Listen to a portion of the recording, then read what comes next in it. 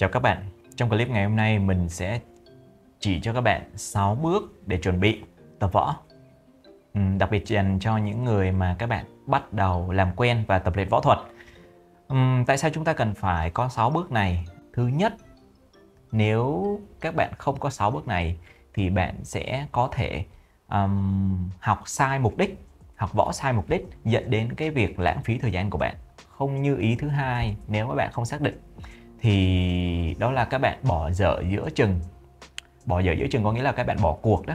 Khi các bạn tập được một thời gian, ban đầu rất hào hứng, nhưng mà một thời gian sau bạn sẽ chán và các bạn bỏ luôn, không tập nữa. Nó bị ương dở ha, đúng không? Trong cái hành trình học võ như mình cũng thế, có những lúc nó cao trào, có những lúc nó âm ỉ, có những lúc nó đi ngang, có những lúc nó đi lên, có những lúc nó cắm đầu xuống. Nhưng mà trải qua rất nhiều năm, 10 năm, 20 năm chẳng hạn, thì chúng ta vẫn không bỏ võ. Bởi vì nó có lý do của nó, chúng ta không bỏ. Chúng ta có thể đi chậm nhưng mà chúng ta không dừng lại. Chúng ta có thể đi lùi nhưng mà chúng ta vẫn đứng ở trên cái hành trình võ thuật, chứ chúng ta không nhảy ra con đường khác. Vậy thì nó đều có lý do. Rồi cái thứ ba đó là để tránh các bạn khỏi bị tẩu hỏa nhập ma. Nghe tẩu hỏa nhập ma thì giống như phim, nhưng mà tẩu hỏa nhập ma có nghĩa là chúng ta bị ảo tưởng sức mạnh. Khi các bạn không học đàng hoàng thì bạn sẽ dễ bị ảo tưởng sức mạnh. Có nghĩa là sao nhỉ? Có nghĩa là nhiều khi phản ánh không đúng cái thực chất của bạn ấy. Bạn biết số 1 mà bạn nói với người ta là bạn biết số 10 ấy, ví dụ vậy, nó bị ảo tưởng sức mạnh. Rồi nhiều khi dẫn đến nhiều cái hậu quả nghiêm trọng, rồi đến pháp luật cũng như là đến những cái tệ nạn. Cho nên khi bạn không học đàng hoàng, bạn học bị rối loạn thì nó sẽ dẫn đến nhiều cái tệ nạn xấu. Vậy thì xin mời các bạn cùng xem clip ngày hôm nay. Mình sẽ chỉ cho các bạn 6 bước để các bạn chuẩn bị bắt đầu vào hành trình võ thuật. Chúng ta cần làm gì? Mời các bạn đón xem.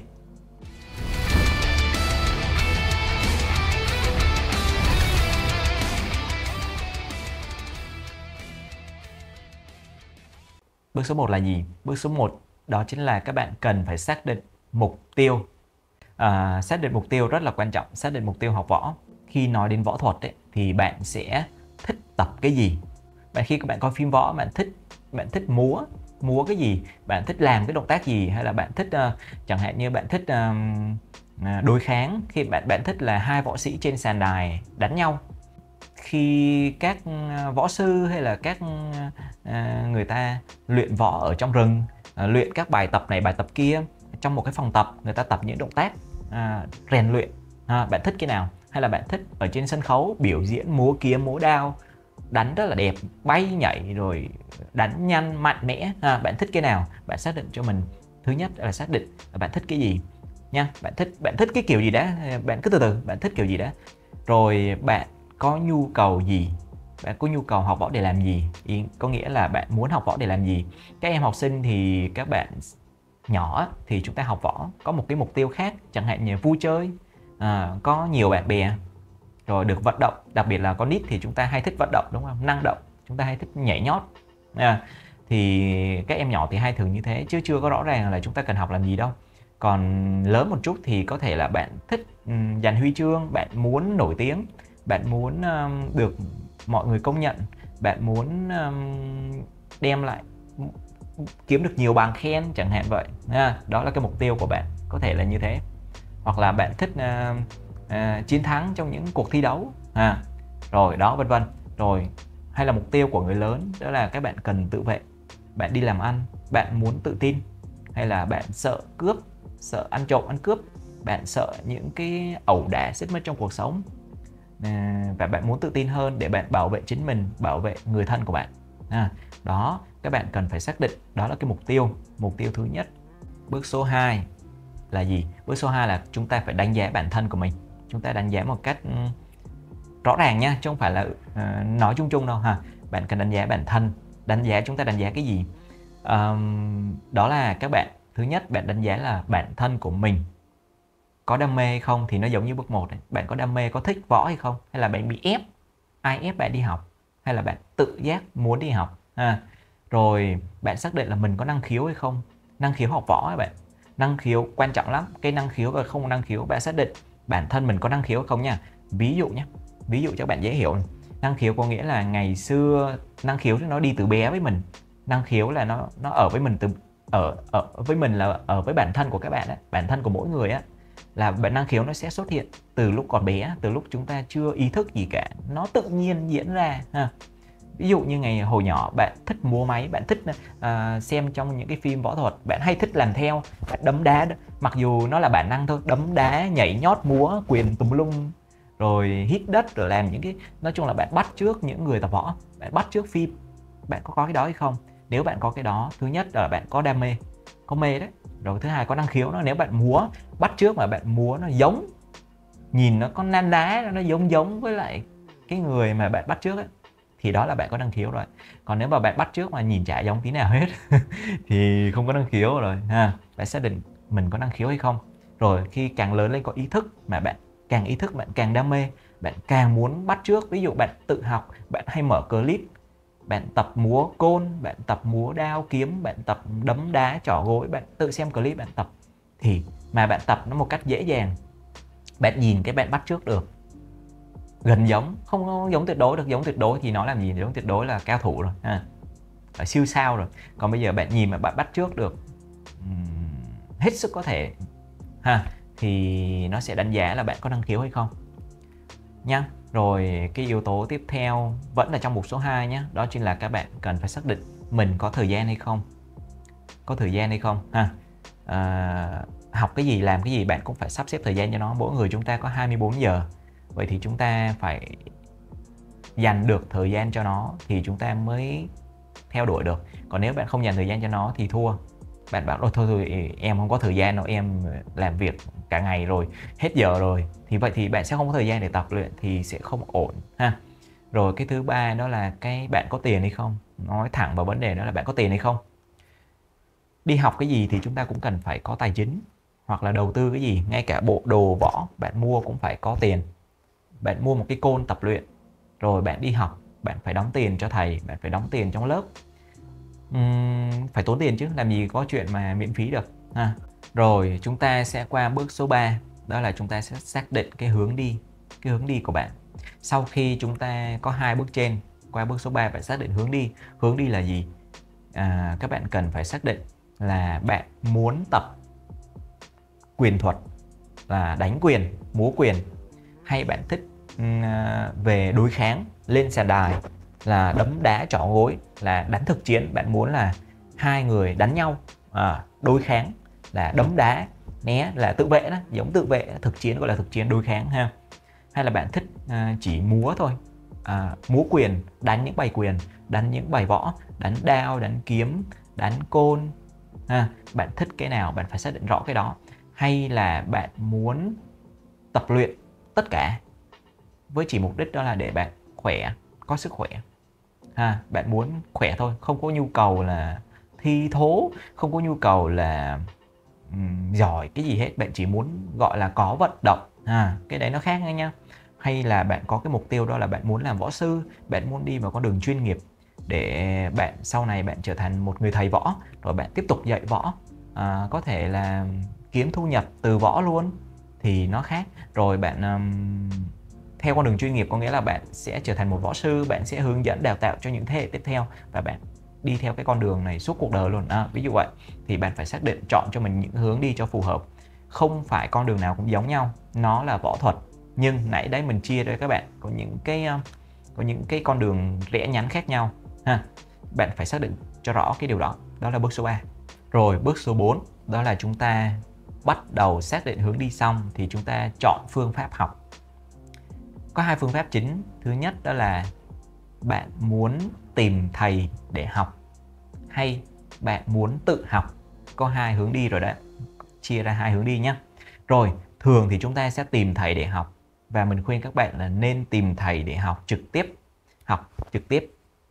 Còn cái vấn đề mà bạn tự học thì sau khi bạn học trực tiếp là cái đầu tiên nhé. Bạn nên có một người thầy học. Sau những cái căn bản nền tảng bạn hiểu rồi, bạn nắm vững những cái căn bản rồi, thì sau này bạn mới có thể tự học tốt được. Sau này bạn có thể tự học qua video, clip. Bây giờ chúng ta trong cái môi trường rất là hiện đại, chúng ta có mạng xã hội, chúng ta rất dễ học. YouTube rất nhiều video để học võ. Bạn có thể xem video võ thuật bạn học, nhưng phải dựa trên nền tảng là bạn đã từng học võ ở ngoài thì nó sẽ rất tốt. Nếu bạn tự học ngay từ đầu thì nó sẽ có nhiều cái trắc trở. Đó là bạn chưa hiểu về cái cách vận hành của võ thuật, bạn chưa nắm rõ được những cái nền tảng, và khi bạn tự học bạn sẽ xảy ra vấn đề, đó là bạn cái này sai, cái này đúng, bạn không phân biệt được. Rất khó, trừ trường hợp bạn phải cực kỳ có năng khiếu và có đầu óc cực kỳ nhạy bén thì bạn mới phân biệt tốt được. Còn không thì sẽ gặp nhiều vấn đề đó. Ông này nói số này, ông này nói cái này thì mình chả biết ông nào nói đúng, đúng không? Còn nếu bạn có cái nền tảng căn bản thì bạn nghe bạn biết ông nào nói đúng, ông nào nói sai nha. Cho nên quan trọng là bạn nên tìm một lớp võ, tìm một cái võ đường, tìm một cái câu lạc bộ để bạn tập luyện tập luyện với những người có chuyên môn. Sau đó một thời gian bạn quen rồi, 1-2 năm, hoặc là bạn có năng khiếu tốt thì bạn tập nhiều tháng, nửa năm chẳng hạn, 6 tháng, bạn ok rồi, bạn nắm được những cái căn bản rồi thì từ đó nó là cái nền tảng, bạn sẽ bắt đầu tự học lên nữa nhá. Bạn có 2 con đường như thế, đó là bước số 4. Rồi bước số 5 đơn giản.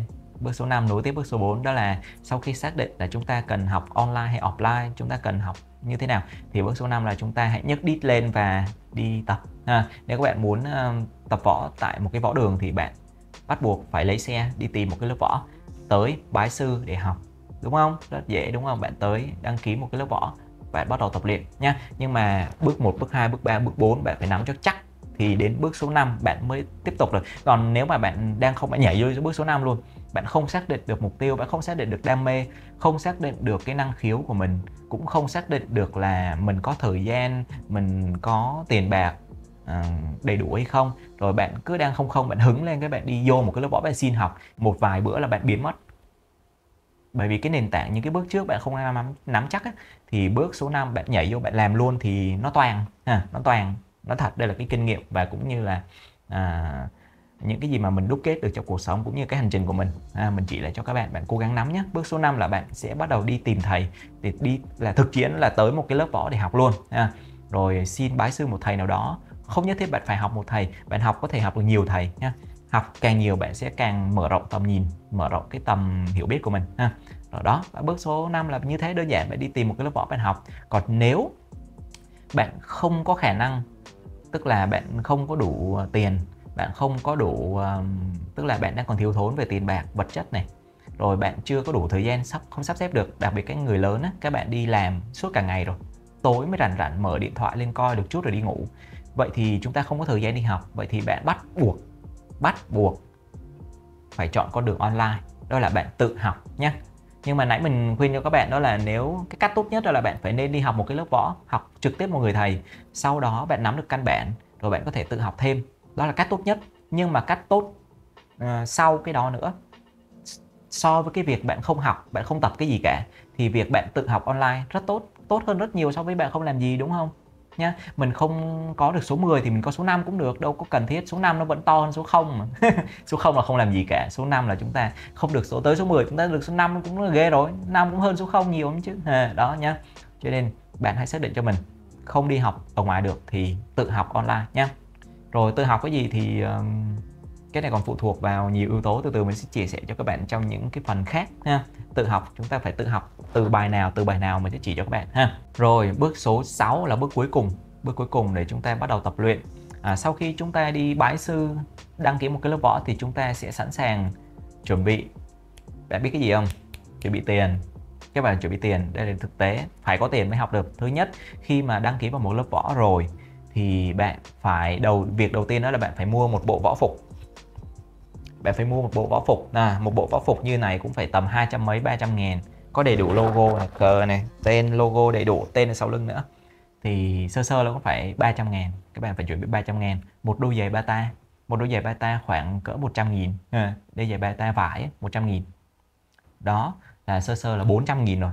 Một bộ võ phục, một cái đôi giày là 400 nghìn rồi. Đôi vớ thôi mình không tính nhá, vớ mấy chục nghìn nữa thôi, ai có vớ rồi thôi không tính nhá. Nhưng mà đôi giày bata sơ 400 nghìn. Rồi học phí một tháng, thường các lớp võ sẽ thu khoảng, có những vùng nông thôn hẻo lánh nghèo á, thì mọi người đang còn khó khăn ấy, thì có thể là các thầy sẽ thu tầm 150 Có những nơi vẫn miễn phí nhé mọi người, nhưng mà những cái lớp miễn phí thì thường nó sẽ không tồn tại lâu được. Những cái gì nó miễn phí thì ông thầy ông có điều kiện ông có thể mở miễn phí, nhưng mà khi ông khó khăn thì thôi cái lớp nó dẹp luôn. Đó mọi người, cái gì nó cũng phải có tiền để phát triển, chứ không có tiền là chúng ta thua đấy. Miễn phí chỉ ngay cả ông thầy cũng phải dẹp, chứ đừng có nói là các bạn phải nghỉ nhá. Giờ mình không nói chuyện miễn phí nhá, mình nói chuyện bây giờ cái gì cũng phải có tiền hết đấy mọi người. Cái gì cũng phải tiền hết đấy. Giờ vô một lớp võ thường là chúng ta sẽ đóng 150, 200 ngàn hoặc 250. Có những lớp kèm là 700 ngàn, 600 ngàn một tháng. Đấy là lớp kèm, lớp đặc biệt ha. Lớp mà chúng ta luyện có PT đàng hoàng ha. Còn những hoặc là nhiều khi còn lên tới 2-3 triệu nếu mà PT mà nổi tiếng, người nổi tiếng là dạy các bạn là một tháng mấy triệu là bình thường nhé mọi người. Đó. Còn thường những lớp phong trào thì chúng ta đóng khoảng 200-300 ngàn một tháng nha. Đó là bạn phải xác định phải bỏ ra. Thứ nhất là bộ đồ, đôi giày là hết 400 nghìn rồi. Rồi đóng tiền học phí 200 nghìn đi, 600 nghìn. Đó, sơ sơ có 600 nghìn bạn phải chuẩn bị. Rồi bạn cần phải mua thêm dụng cụ tập luyện. Ví dụ như bạn cần mua cái trường côn. Một cái trường côn giờ cũng phải 200 nghìn, đúng không? Khoảng 200 nghìn nhá, có giá cao giá thấp tùy nhé, còn khoảng 200 nghìn. Đấy mình tính sơ sơ cho các bạn để các bạn dễ hình dung cho nó tròn đấy. Nãy là 600 rồi, 200 nghìn cái côn đấy. Hay rồi bạn mua một cái đao đó, đao giờ cũng một cái đao bình thường là cũng 400 nghìn, 300-400 nghìn là một cái đao bình thường để tập. Một cái côn nhị khúc giờ cũng phải 200 nghìn hoặc 100 nghìn hơn. Đó, cái gì chúng ta phải quy ra tiền như thế để các bạn hình dung được. Bạn hình dung ra được các bạn cần phải chuẩn bị những cái gì để các bạn tập luyện nhé. Rồi đấy là những dụng cụ sơ sơ. Những bạn mà học đối kháng là bạn phải chuẩn bị mua một cái găng tay cũng tầm 300-400 nghìn nữa. Cái bao tay, cái găng tay để chúng ta đấm bốc á. Đó. Bạn thấy không? Đây giờ mình còn có thể liệt kê rất nhiều món nữa, nhưng mà mình liệt kê sơ sơ như vậy để các bạn hình dung ra là chúng ta cái gì chúng ta cũng phải mua hết, và tốn ít nhất sơ sơ là thấy cả triệu rồi đúng không? Sơ sơ là cả triệu. Bắt đầu vô chưa tập được cái gì sơ sơ cả triệu rồi đó. Đó là 6 bước mà ngày hôm nay mình lưu ý cho các bạn để các bạn cần phải nắm rõ. Các bạn cố gắng nắm thật kỹ 6 cái bước này ha. 6 cái bước này để các bạn có thể những bạn mới, bạn bắt đầu bước vào hành trình tập võ, bạn quyết tâm theo đuổi, quyết tâm để bạn tập luyện võ thuật thì bạn cũng sẽ được rõ ràng nhiều vấn đề hơn, để sau này khi mà các bạn tập luyện ấy, bạn biết là cái hành trình võ thuật nó không đơn giản là chúng ta tập mà múa máy vài động tác là chúng ta sẽ xong. Không phải, võ thuật không chỉ là múa máy vài động tác, mà nó là hành trình nhiều năm, tính hàng chục năm, và chúng ta tập 10 năm, 20 năm, 30 năm, 40 năm. Và chúng ta nếu mà cứ tiếp tục tập luyện, tiếp tục trau dồi, tiếp tục rút kinh nghiệm rồi tiến lên thì càng ngày bạn sẽ càng lão luyện hơn, càng ngày càng tinh thông hơn. Trong võ thuật chúng ta gọi là tinh thông. Bạn tinh thông nhiều môn võ, bạn tinh thông nhiều quyền thuật, binh khí, nhiều kỹ thuật đối kháng, rồi nhiều cái va chạm, rồi nhiều cái này nọ ở trong võ thuật ha. Để tránh cái tình trạng sau này bạn sẽ đi lạc đường, lạc hướng. Hiện tại cũng vậy, trong võ thuật có rất nhiều cái vấn đề không hay, không vui. Ngay cả các thầy cũng vậy, các thầy lớn tuổi cũng thế. Nhiều thầy vẫn còn sân si lắm mọi người ạ, vẫn còn sân si lắm. Các thầy đi học võ lâu năm nhưng mà nhiều khi thi đấu các thầy lại cứ phải tranh giành với nhau, tranh giành ai giỏi ai dốt, tranh giành rồi ghen tị ghen tức với nhau, rồi chửi bới. Có đấy mọi người, không phải giỡn đâu. Trong cái cuộc thi đấu chẳng hạn, các cuộc thi đấu nhiều khi trọng tài như thế này các thầy đứng to tiếng rồi lung tung hết, nó còn sân si nhiều lắm ha. Thì các bạn làm sao chúng ta đừng có sân si về những cái chuyện như thế. Chúng ta học võ để chúng ta tu luyện bản thân, để chúng ta phát triển bản thân mình tốt về tinh thần cũng như thể chất và ngay cả bản lĩnh.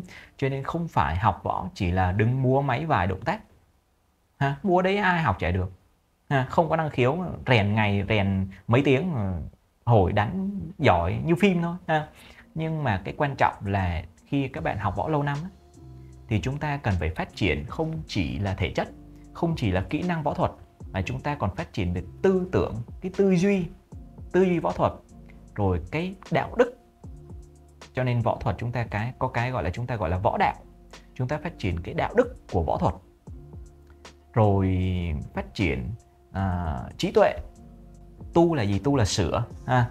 Tu luyện là chúng ta vừa luyện vừa sửa ha. vừa sửa vừa luyện, tu luyện. Các bạn nghe các cầu thủ hay vô rừng để tu luyện một thời gian chúng ta sẽ lên level. Thì võ thuật cũng như vậy, luyện võ không chỉ là múa hình thức mà chúng ta còn phải hiểu và sống với nó, sống. Cho nên cái này nó cao siêu hơn này, những bạn mới tập thì các bạn nghe nó hơi bị nặng nề ha. Thì nhưng mà các bạn phải hiểu là hành trình của võ thuật nó sẽ dài, rất là dài, và mỗi giai đoạn chúng ta sẽ cần đầu tư nhiều thứ hơn. Có giai đoạn chúng ta đầu tư về kỹ thuật nhiều, có giai đoạn chúng ta đầu tư về phát triển cái tư duy võ thuật hơn. Cho nên các bạn, nhưng mà chúng ta phải phát triển song hành, chúng ta không chỉ đứng múa máy mà chúng ta không hiểu nó. Cho nên trong clip ngày hôm nay mình chỉ cho các bạn 6 bước như thế, rồi mong các bạn chúng ta sẽ tìm ra cho mình một cái con đường thích hợp, những cái phương cách tập luyện võ thuật phù hợp với mỗi người, tại vì mỗi chúng ta đều khác, chúng ta có những cái hoàn cảnh khác nhau ha. Rồi chúc các bạn nhiều sức khỏe trong năm mới và tạm biệt, hẹn gặp lại trong những clip tiếp theo.